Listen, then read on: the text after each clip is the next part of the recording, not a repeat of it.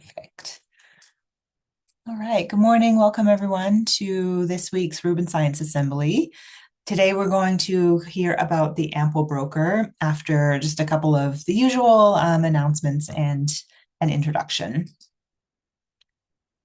All right, this announcement is now pretty old, but it is the latest news. Alerts are flowing as of the night of February 24th. Alerts are now publicly available. You can learn more on the Rubin Observatory for Scientists website. All of our prompt products documentation is at prompt-products.lsst.io. And then there's a whole press release from the first alerts is also available. I'll put the link to these slides in the chat so that you can get at these links later. Also looking forward this year, the Rubin Data Academy is going to be the week of June 22nd. This is fully virtual. We tend to always hold it the week after the summer AAS. It's really intended for students to kind of ramp up with Rubin Observatory and LSST data so that they can do their summer projects. So keep an eye out for that. More information coming soon. The following month after that, the Rubin Community Workshop is going to be the week of July 27th. We're back at SLAC in Menlo Park again this year. And the important deadline there is next Friday is the abstract and session suggestion deadline. Emails and advertisements reminding people of this deadline are going to go out today. And then looking a little forward, the deadline to book your room at the SLAC guest house is actually coming up quite quick, May 11th. And then June 15th is when the alternative hotels booking deadline is. And then the eventual registration deadline will be June 22nd. So kind of get yourself sorted for the Rubin Community Workshop now. The website is linked there. Looking forward to upcoming Rubin Science Assemblies. We are almost through with our series on the brokers. So we have AMPEL with us this week. Next week, we're going to have a little side quest into follow-up with Gemini Observatory. So it's like real-time follow-up opportunities with Gemini. And then at the end of April, we'll end this series with the SNAPS broker, which is the broker for solar system science. Other announcements. So I just mentioned the Rubin Community Workshop. There's actually another workshop also at SLAC called Rubin 2036 Opportunities for Discovery, and it is happening like the Monday to Wednesday following the week of the Rubin Community Workshop at the same place. And June 1st is the registration deadline for that one. Looking further in the year, LSST at Europe 8 will be in September in Hungary, and LSST at LATAM 3 is going to be in November in Brazil. Reminder that you have a users committee and they are responsible for understanding your feedback about the Rubin data products and the science platform, and then recommending improvements in their twice yearly reports to the director. And their next meeting is actually coming up pretty soon. They meet twice a year, and the next one is Monday, April 27th at 8 a.m. Pacific time. These meetings, like after a brief introduction, they always have like at least a 30-minute listening session where it's just nice, where people from the community come and tell the users committee like, oh, I've been using the RSP to do this and it worked well for this, but then I had trouble doing this other thing. And so I need more code that will help me do X, Y, Z. They really are helped a lot by hearing from people about how they're using the RSP. And then they turn it around and that goes right into their reports that they write twice a year. So this meeting is to gather materials for their report. So if you're available and interested, definitely think about dropping in on that. That would be great. Another standard announcement is that the Link Frameworks folks host office hours and technical talks, and it's in the time slot that's immediately after the Rubin Science Assemblies every week. So drop in on those to learn more about the Link Framework software. And just to give a brief start, if this is your first of these alert broker assemblies, just to give a little primer on what are alerts, what are brokers. Of all the data products that Rubin will release, the annual data products are called the annual data releases. They come out once a year. But then the other time scale is the prompt products, and these are the near real-time process data released within minutes to days. The prompt products as a whole, they include the alerts, the notifications of detected sky changes, the catalogs, which are databases of information about the detected objects. Essentially, the same data that went out as alerts goes into these catalogs, which become available for query on about a 24-hour time scale. And then, of course, there's the raw and processed images that were used to generate the alerts and the data that goes into the catalogs. Those do have an 80-hour embargo, but after that, they're available to data rights holders. So with these alerts, these notifications of detected sky changes, right now it's early days. The amount of sky for which we can release alerts is still limited, but in the future, once LSST is sort of at full scale, you would expect up to 7 million alerts per night. These alerts, they don't go to individual people. That's way too many. They're instead distributed to brokers. Alerts and brokers together can be thought of as a community fountain of information where you can go and do your real-time time-domain science. The alerts, what it actually is one alert is issued for each difference image source detected with a signal to noise ratio greater than 5. So what's happening in the pipelines is that you get a new image, also called the science image or the direct image. You take an image that you took or built from, older data, say from last year or so. That's the template image. Subtract the template image off of your new image, and you're left with a difference image. Things that got brighter in the science image than they were in the template will make a positive source in the difference image. Time domain things that got fainter in the science image than they were in the template will make a negative source in the difference image. And you do source detection on that difference image. And if the source is detected with SNR greater than 5, whether it's positive or negative, it makes an alert. And the alert itself is just a machine-readable file that contains data for the detected source, the sky coordinates, the measurements like magnitude, shape, and size, observational metadata like the date, the time, and the filter, the history of past detections. In the future, it will be a 12-month max. We don't have 12 months yet, so it's just the full history of what Rubin has seen change at that sky location. And then you also get the very small cutouts come with the alerts.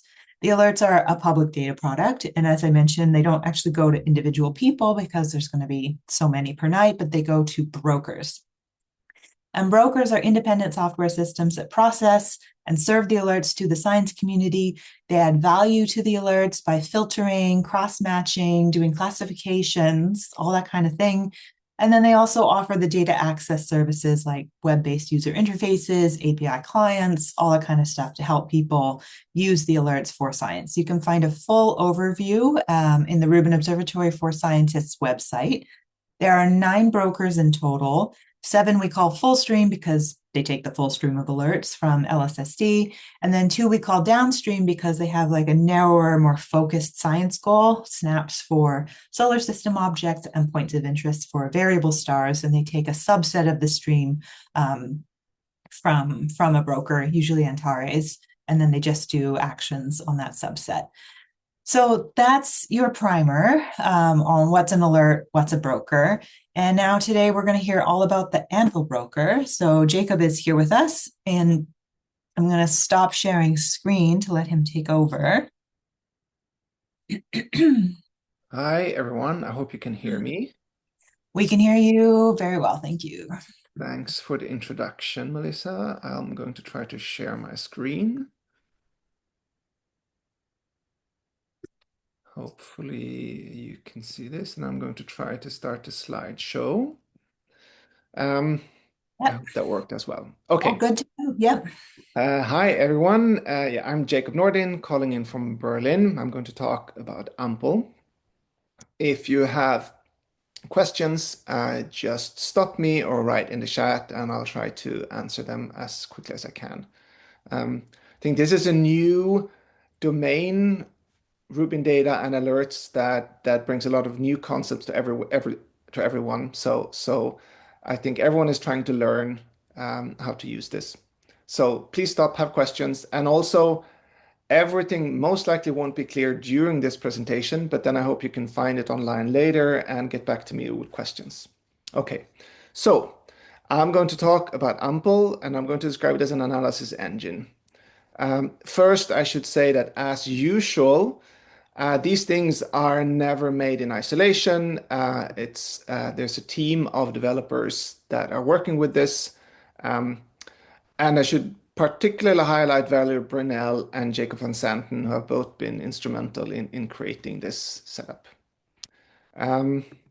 So When asked about what AMPEL is, we try to come up with a short description. This is kind of the shortest analysis. It's an analysis and workflow framework for high throughput time domain astronomy. It can possibly be reduced even further in that it's something that realizes code to data in astronomy. So you might have heard this phrasing. It's typically used in industry for the new era, where the idea is that data sets are getting so large that we can't handle them individually, but rather we need to develop code in a controlled environment and then push the code to where the data lives. Um, as you can see, I haven't mentioned broker yet, but AMPEL, as you've heard, is one of the endpoints for the VRO alert stream. I hope this will become clear as I speak. I have two kind of intro slides, one about AMPEL. I mentioned it was designed as an analysis engine. So it's an open source Python package with a link there. And what it's actually doing is it's a framework that executes modular science workflows with a focus on time domain science. And the idea is that this is something that it can do. It can execute scientific studies developed by us, but ensuring provenance and reproducibility. So provenance meaning that we can actually recreate what was done at some previous time, and reproducibility meaning that you can exactly reproduce a previous analysis later, for example, during a publication. So this is something that you can run locally on your laptop, typically based on data that you have stored locally, or you can scale it to run it at a computer center, and there you can have different inputs.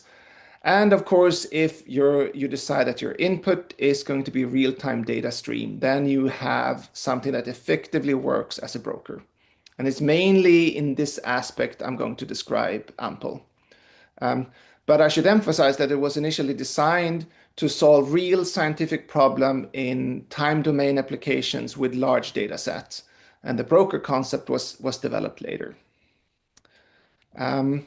I also wanted to say something about the VRC Rubin Observatory. We're, of course, living in very exciting times.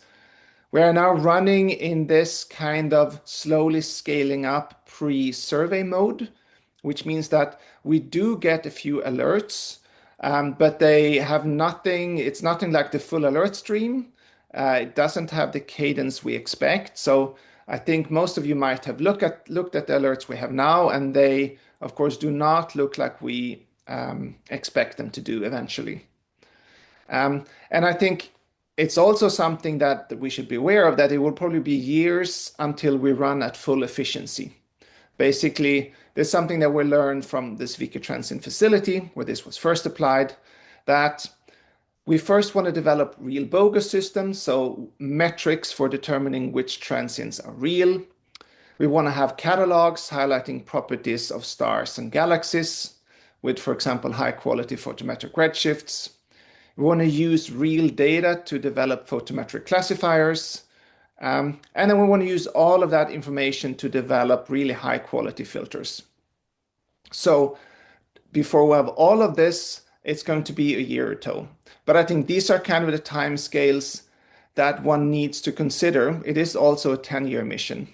So kind of in the back of our heads, I hope we can also think about what are the real-time science programs that we want to run in 1, 2, 3, or 5 years and try to develop those. Okay, let me get into the actual presentation. It's divided into 3 sections that get gradually more abstract. But I wanted to start with highlighting how you can get Rubin alert data today.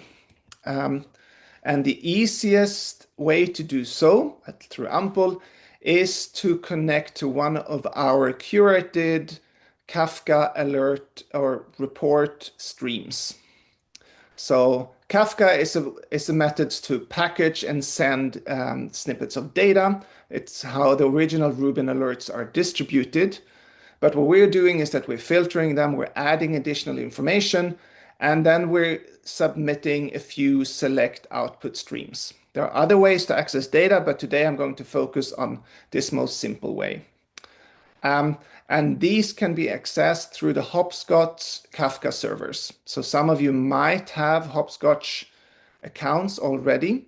If you don't, it's a very simple process. You go to the Hopscotch page, you apply for account, and then you can use very simple, in this case, Python tools to connect to a topic of some kind. And then you can start downloading alerts that or packages that have been added to this topic.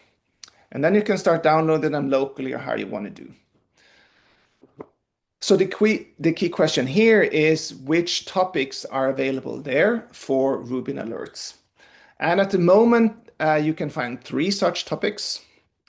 AMPEL LSST extragalactic transients, AMPEL LSST extragalactic infant, and AMPEL LSST 2TO transients.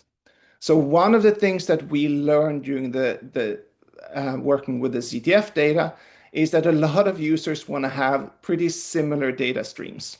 So we went ahead and created what we believe are curated streams that corresponds to kind of the broad data sets that a lot of people want to have. And we'll try to improve these streams as we go along. Of course, right now we don't have that much data, but eventually I think these will prove to be useful. So extragalactic transients, as the name suggests, this is a stream intended to supply transients that we believe with a very high probability are extragalactic nature and where we have some information about the classification and or the distance. Extragalactic infant are transients that we believe are very young and most likely associated to nearby galaxies. So these are for groups that want to use the very deep Rubin observations to find young transients. And then finally, TO transients will be alerts that are associated with ongoing multi-messenger campaigns. So this will most often be either related to gravitational wave detections or neutrino detections. So basically, whether there are TO visits carried out by Rubin or whether there could be serendipitous discoveries, eventually then, once we have that system running, these alerts will be distributed in this topic. So in principle, these are already available on Hopscotch. You can get an account and start getting data from there right now. As the survey progresses, there will be more topics available there. We are, for example, developing topics for tidal disruption events, for gravitationally lensed or potentially gravitationally lensed transients. And as we have more data and we can tune these will be available as well. And finally, you can create your own, basically based on your preferences. In principle, we will be able to create topics for specific science needs for specific groups. So we already have some of those set up, but they are private so far. So Kafka streams and topics. And kind of the next natural question is, what do we actually find in this Kafka stream and how do we access them? So what we push there are something we call reports. There is a Python package that we've developed, a very simple Python package called AMPEL XS that allows you to parse these reports and look at the content. So I'm going to try to get out of here.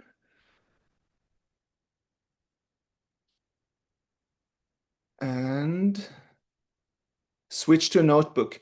But maybe this is first a good time to stop and see if there are any questions. I can't hear or see anything. Yeah, I don't see any hands raised or anything in the chat, but we can just pause a second to give people time to get their hands up or write something in the chat.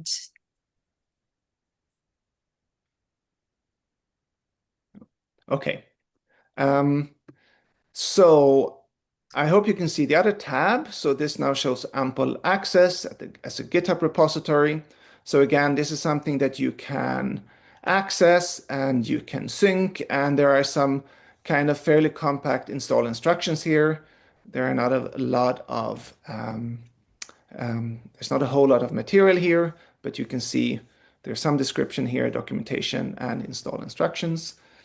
I'm going to then switch to this demo notebook and we'll have a look at that. So again, I hope you can see.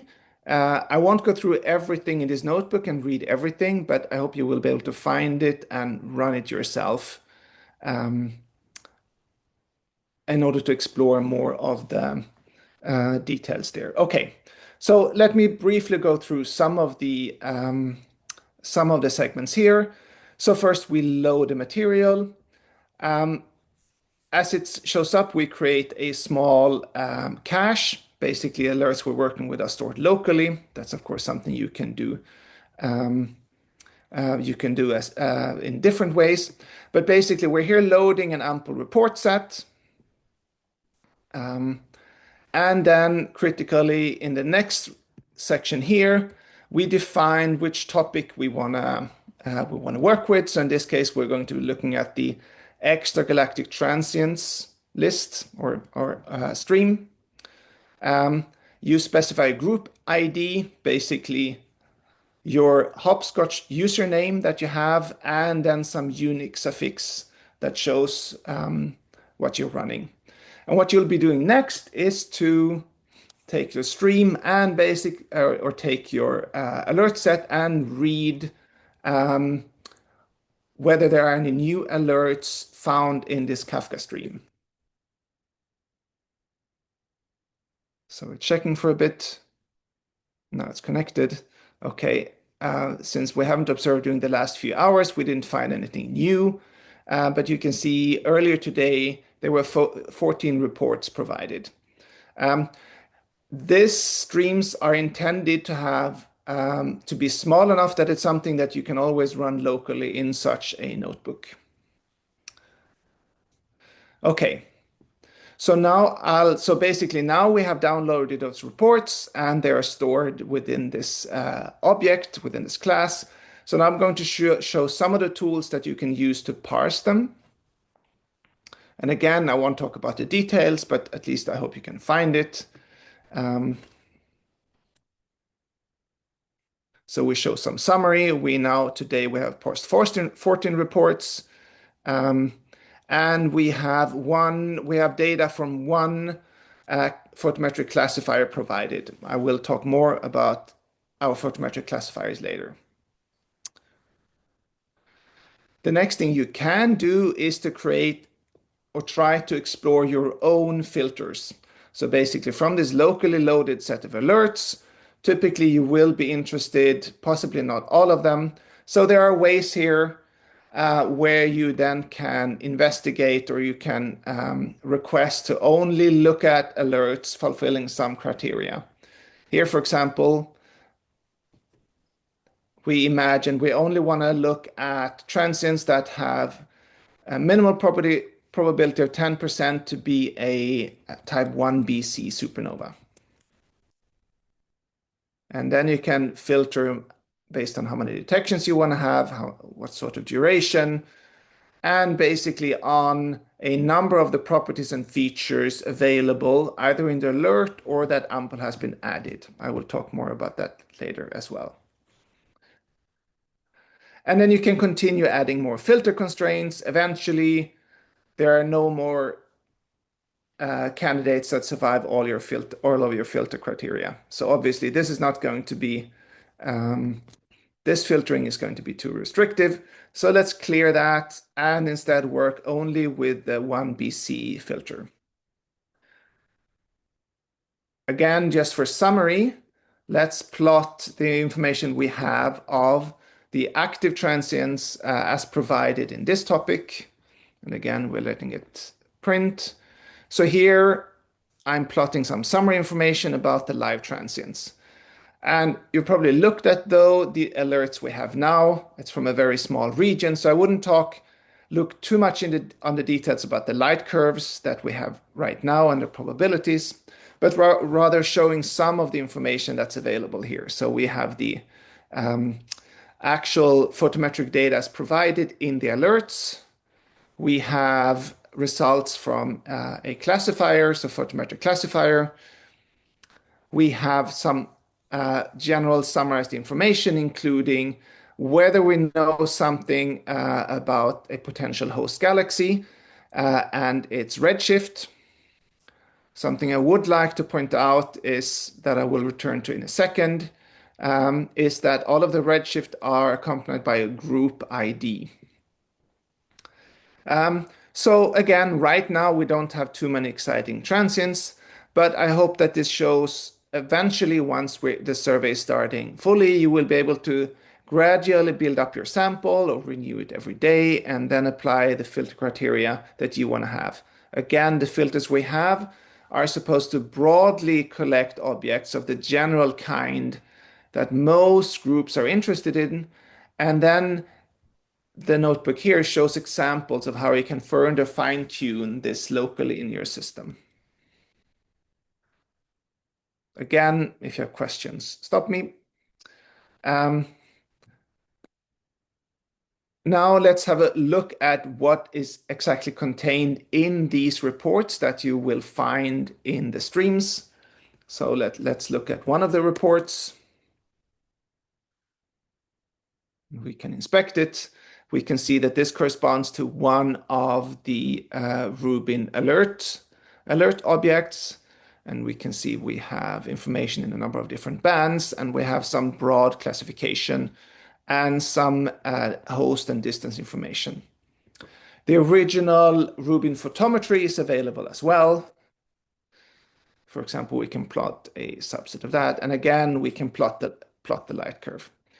So I hope this shows, or this will work as a starting point. I think this will not be how you eventually carry out your analysis of Rubin data, but you can, but it will be very easy to optimize that and based on whatever science goals you are interested in. The bottom part of this notebook, which I will not discuss more today, contains example how you can do a multi-messenger analysis. So here you would be comparing the data we have now with ice cube, neutrino, coincidence regions. But again, you can explore this yourself. This was basically what I wanted to say about this demo notebook. Again, I'll stop for a second if there are questions.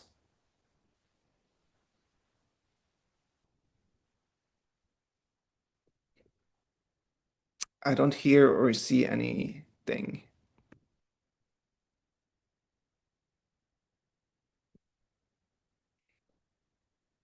Okay. Then I will go back to my slideshow. Okay, so to summarize where we are now, the easiest way to access Rubin data using AMPEL is to connect to the Kafka streams provided through Hopscotch. You choose a topic based on your science interest, and then the AMPEL access package shows you example how to connect with those reports, how to parse them.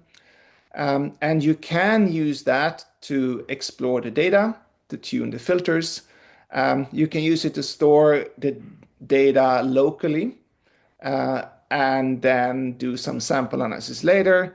But I think what most people want to do is to put these streams as part of some automatic process. So you could send immediate Slack notices. You could send data to a TOM for discussions about which objects should be followed up with other instruments, or you could implement some automatic follow-up request using some other telescope API. One thing that you might have noticed is that we do not run a dedicated web visualization tool because it turned out that we're catering to different science communities. So basically, they are themselves using the visualization tool that they want to have. For example, it's straightforward to upload these reports into Sky Portal instance, or you work with the data locally. Okay, so after this section, I wanted to then continue to the next, where I will talk something about the data or the information that AMPEL will add to the original Rubin alerts, because there are some things that are important to know. So let me go through that. Okay, so a key point in using Rubin data will be photometric classification. So one of the things that we are doing is to run in parallel a series of high quality photometric classifying algorithms. And we focus on those that have one way or another verified the performance so we can actually know how well they work. So I'm going to mention 3 of those here. Again, maybe to put names for your recollection so you can go back to it later and find the links and so on.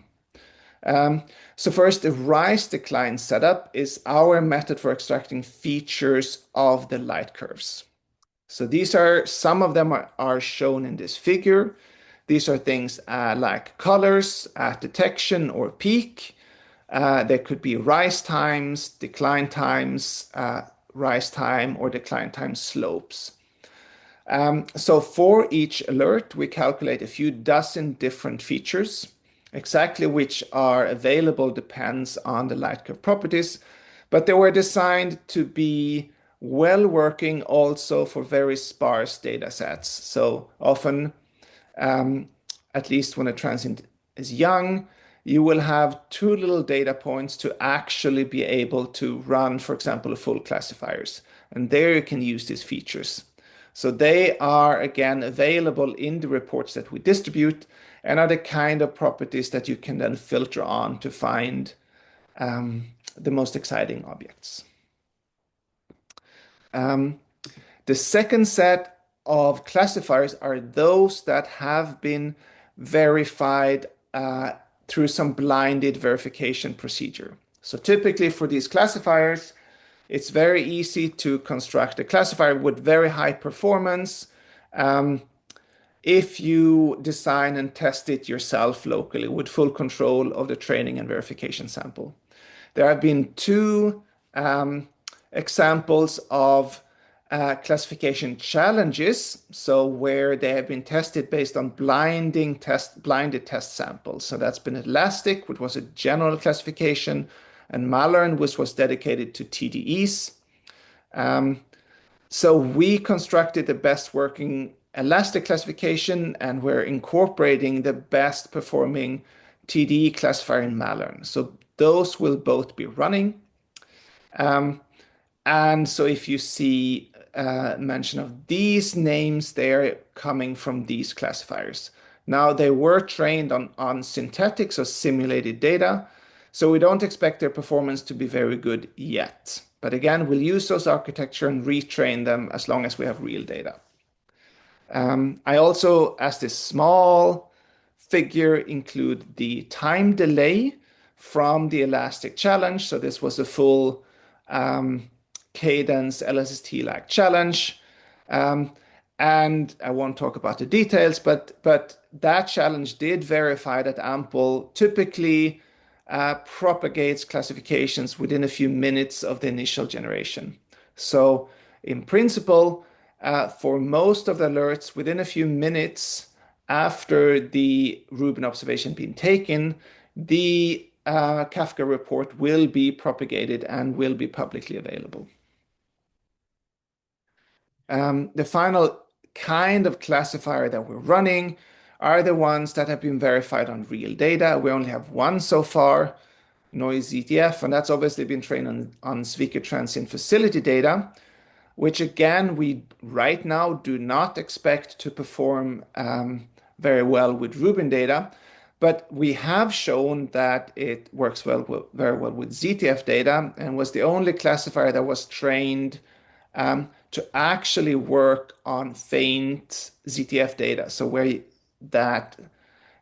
the regime, the noise regime, where you actually want to use a photometric classifier.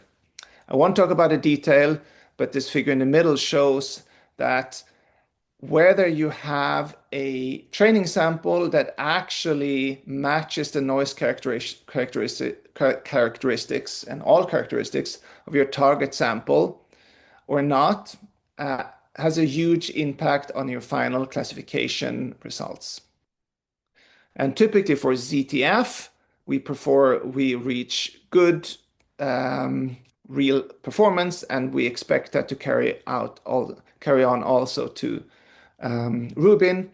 So these metrics will be available in the reports during a classifier name, and I hope by connecting to these things you can also, or these labels, you can connect to where they're coming from. Another important concept has to do with the catalog matching. So this was something that Melissa mentioned in the beginning as well. Knowing the potential host galaxy and its distance, of course, often provides critical information. However, the catalog coverage in most of the southern sky is still very sparse. So we've been carrying on various tests where we've been comparing various catalogs with real transients to see how good they are at predicting the real transient distance. So this is what we can see in the bottom panel. And what you can see the different numbers here, and you can see that there is a big jump between, or basically some of the catalogs perform much better than others. And it's no surprise that the poor performing catalogs are the ones that are based on photometric redshifts. And for the foreseeing future, we expect that this is what we'll have. And for at least until we have good Rubin data, the quality of these photometric redshift will not be excellent. We still wanted to propagate that information with the report so that you can use it. So what we do in practice is that we compare all of the transients with a set of catalogs. And then we try to see whether a transient match to basically has a redshift from a high quality catalog. Then we'll use this. If not, we'll use a photometric redshift. And this is what's indicated by the AMPEL redshift group, which I mentioned before. And basically any group ID larger than 3 corresponds to a photometric redshift. So this is something to be aware of once you look at reports. Okay, so far I talked about my recommendation for how to connect to data. So this is through, I would recommend people to get a Hopscotch account and try downloading some and inspect some of these data files, these reports. It's very straightforward. I provided some information about the classifiers and the information we add. Again, slightly for reference, if you start probing this and you wonder what's there. For the last few minutes, I'm going to talk about why we describe AMPEL as an analysis engine. So this will be, again, slightly more abstract. So going back to how we started AMPEL development, it was really to allow us to do the kind of science with Rubin data that we wanted to do and where we think that Rubin will provide best.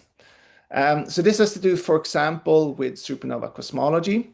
Here we expect to have hundreds of thousands of transients that we need to process, and we need to process them over and over again to study things like the selection function and the classification precision.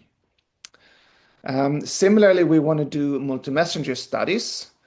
And unlike 170817, how these things typically will go is that we will have many potential counterparts that are potentially associated to many low-quality multi-messenger regions. And you need to do a large-scale statistical analysis to compare these and potentially confirm or rule out some hypothesis for a counterpart model. I think we're also going to see networks of telescopes that are automatically put together and connected. So these kinds of analysis and then running them on full Rubin scale data sets all involve some sort of large statistical analysis. And we do not only want to run this analysis, we also want to be able to reproduce it in a few years. Um, we want to be able to improve a pipeline that some student constructed 5 years ago. Um, I want to rerun it with some new fancy algorithm that someone constructed. So these kind of question then led us to construct AMPEL as an engine for running this sort of analysis cycle. So how to describe this? Well, we have an ID. We can encode that ID as some algorithm applied to time domain data. We want to process that algorithm and we evaluate the result. Based on that, we might get another ID or we tweak it. And then basically we continue running this cycle. And while we do so, we typically change what sort of data we process. We might start with a simulation, then run an archive, then go back to simulation, then run on real-time data, and then maybe go back to the archive again. And the real purpose of AMPEL is to be able to carry out this analysis cycle. So encode a full analysis pipeline and then run that while changing the inputs, both in terms of the algorithms you're using and in terms of your initial data set. And this also partially explains why there is no dedicated front end, as this only corresponds to one aspect of what we're trying to do here. Not that front ends are not important, but it's not a critical part of the AMPEL analysis cycle. So again, just to briefly highlight how this works, typically you install a local version of AMPEL with all the bells and whistles. The graph in the middle is supposed to illustrate a modular science workflow. Where the boxes corresponds to some sort of analysis unit, most of these already exist and you put them together. You might add one of your own. And then you tweak this and you run it locally until you're happy with the performance.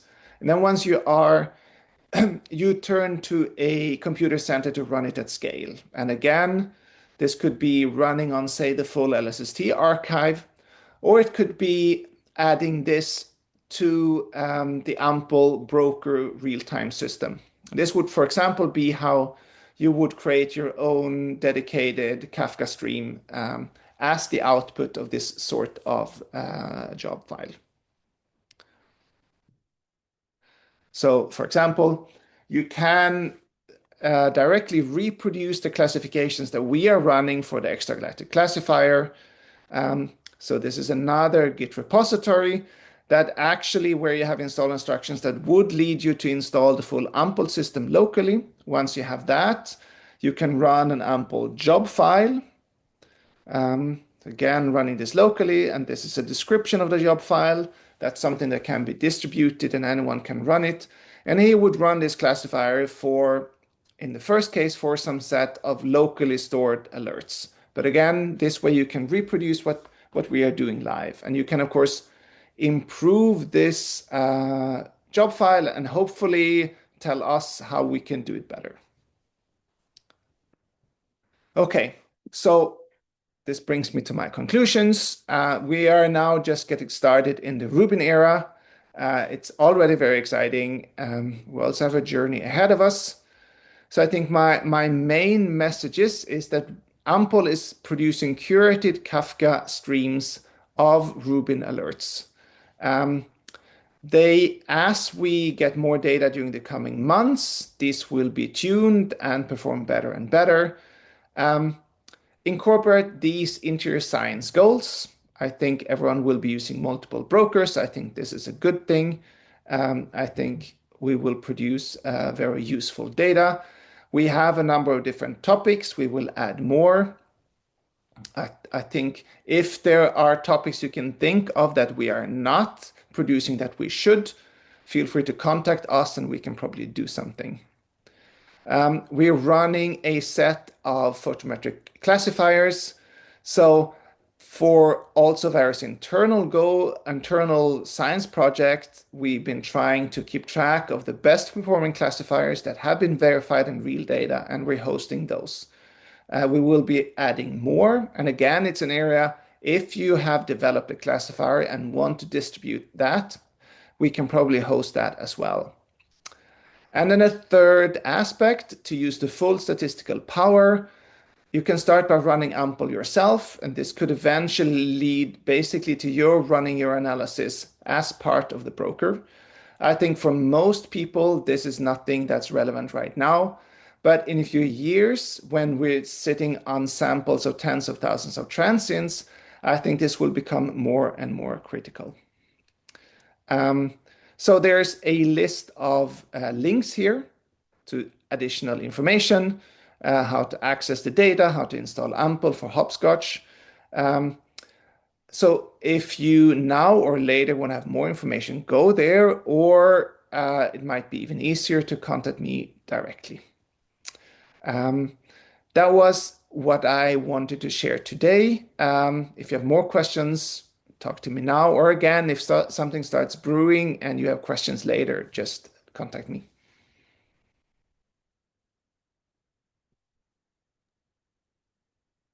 Excellent. Thank you, Jacob. Thank you for all that. Can see hands go up or questions posted in chat. I was just perusing the ampleastro.github.io page just to see like what documentation I could find. And I noticed there's a Rubin / LSSD science streams panel there. Did AMPEL do ZTF alerts? Can you get ZTF through AMPEL as well? You can. Um, and I mean, that was how it did. I mean, right now, that's how we started. Yeah. Right now, they are running in parallel. Oh, okay. They are Um, you are still. yeah. But then but then the LSST broker path will ingest CTF data where it exists for the same transients. So basically, there will be ZDF data also part of these reports. So we'll natively have access to that. We're still tuning that aspects, so it's not there right now. But also in the small field we have now, the number of ZTF matches or alert stamps that match these is very small. I see. I see. Okay. Okay. And based on what you showed today and also just a quick look at the documentation page, it's pretty much all like AMPEL is very client based. It's not, there's no web interface. It's all because There it's is all go in workflows. Yeah. So there is no distinct web interface for the reason again that we worked. Most science group are, I should say, working with very large data samples and are running a large part of their analysis locally. And then the real-time data stream is one aspect of how they are doing. And then they have different visualization needs. So it was never became a priority. We are What a lot of people are actually doing is to use the high quality AMPEL data stream, and then you can use other brokers to visualize these data sets. I think that's another good way to use the different specialities of the brokers. Yeah, okay, that makes sense. You mentioned several times that AMPEL is like built to fit into workflows and do analysis. So that makes sense. Um, okay, just looking at let's see, I don't see any other hands up or questions in chat, but people do get your hands up or put your question in the chat. Um, when people want to find out more about the classifiers that AMPEL has implemented, I didn't like immediately see it. Maybe it's under tools on your main page. I think there the easiest way is to look at the paper references. So in the Mhm. presentation that I showed, there were for each of the classifiers, there were a link to a publication. So I think those are the best places to start looking for them. Okay. Where, for So example, yeah, from here, how can I find? yeah, maybe let me go back to the presentation. Sure, sure. If I uh,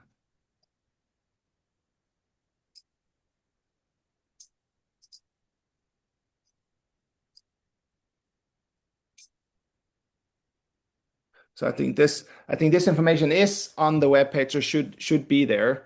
Um, but for further information, you can see links here to the corresponding papers.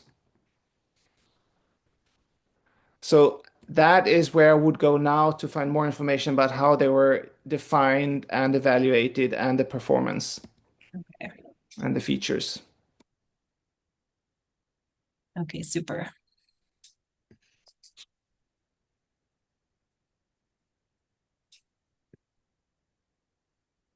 Ah, yes. Do you see the chat, Jacob? Yeah. Yeah. So the that is part of the um, Ample Access library. I'll post the link here as well in the chat. So and there you can see in there, there's the demo Ample Access notebook. That was what I carried out. Um, and there are some light requirements. There's installation instructions on that GitHub page. And then again, what you do need to do is that you need to have a Hopscotch account and then add your user ID at the corresponding cell in the notebook. Otherwise, you should just be able to run it.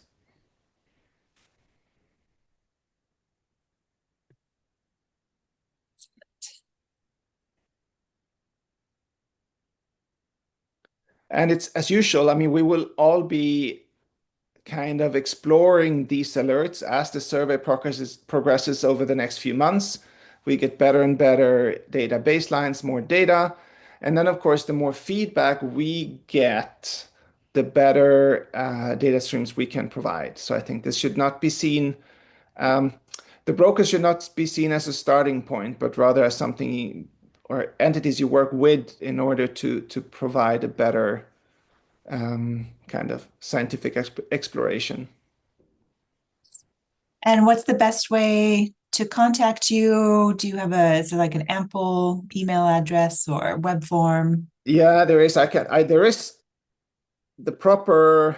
I'll add it there. The proper info email address, but it might be easier to just contact me directly as well. I think I added my email to the slide deck, and I think you already posted in the slide that the link to the Google Doc, and I guess, I mean, I will upload the presentation there or a path to the presentation, so you can find all of that information there.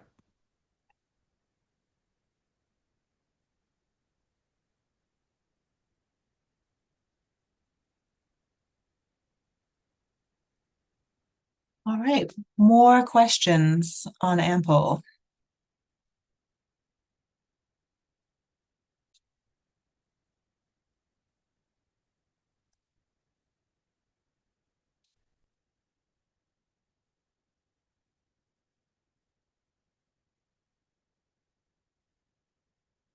All right, I think I'm going to stop recording.